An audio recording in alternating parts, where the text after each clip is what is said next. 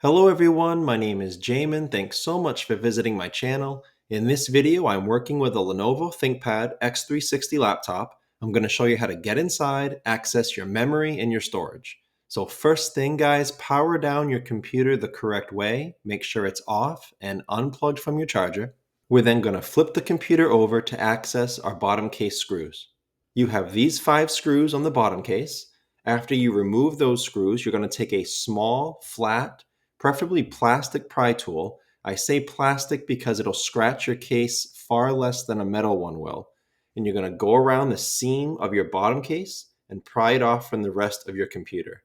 Go nice and slow, be careful but firm. Don't put the pry tool too far in, you could damage some internal components. Just go on the edge, and if you get stuck going in one direction, leave it, start in the other corner, and go around in the other direction. After you get your bottom case off, this is what you're looking at for the inside of your computer. Now, as a general repair side note, whenever I'm working on a computer in my shop, it's sitting on an anti-static mat.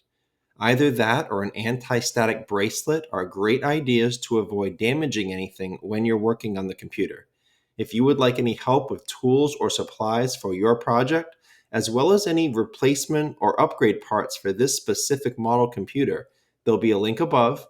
Also below in the description, that will be a list of all the tools and supplies that I use in my shop, as well as again, all the replacement and upgrade parts for this specific model, the Thinkpad X390.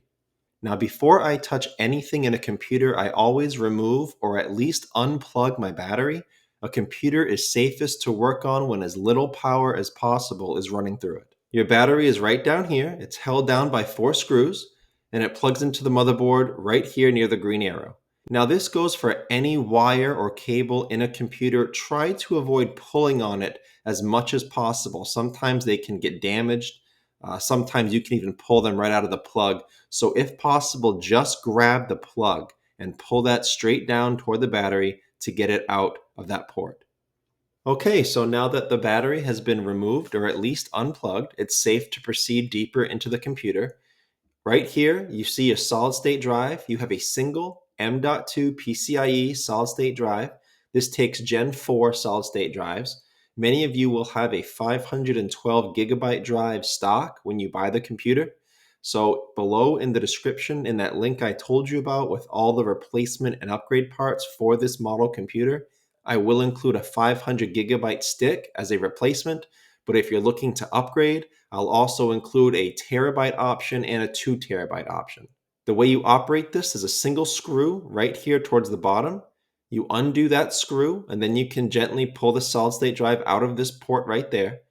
There's a thermal pad underneath it, so make sure that that stays down. That helps keeping your drive cool if it's working hard.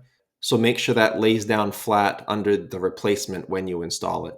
And then you would just tighten that screw there, not too tight, you don't want to break it, but tight enough so it doesn't come loose. Your RAM, as you notice, there is no removable RAM here. Most of you will have 16 gigabyte DDR4 RAM, 2400 megahertz, but that will be soldered onto the motherboard. That's not going to be replaceable or upgradable. I will also include all of the RAM and solid state drive information below in the description if you're looking for your own replacement. And I guess the last thing to mention about this operation, if you are installing a new drive into your computer, you most likely will have to install an operating system to it in order to use your computer. Below in the description, I will have 2 video tutorial links. One will show you how to install Windows 10 onto a Lenovo computer. The other will show you how to install Windows 11. But that's the end of this video, how to get inside your ThinkPad X390 and access your storage and memory. Thanks again so much for watching. Please remember to like and share if this helped you out, if you think it can help someone else out. And feel free to subscribe if you enjoy DIY computer content like this, or if you just want to keep me on hand to answer any of your future computer questions. I do try to answer all questions throughout my channel at least a couple times a day. Also, feel free to check out the related link section below in the description. From time to time, I do try to add things in there that I think will help you with your general computer life, make it more productive, more enjoyable. So thanks again for watching, everyone. I look forward to seeing you on my next video.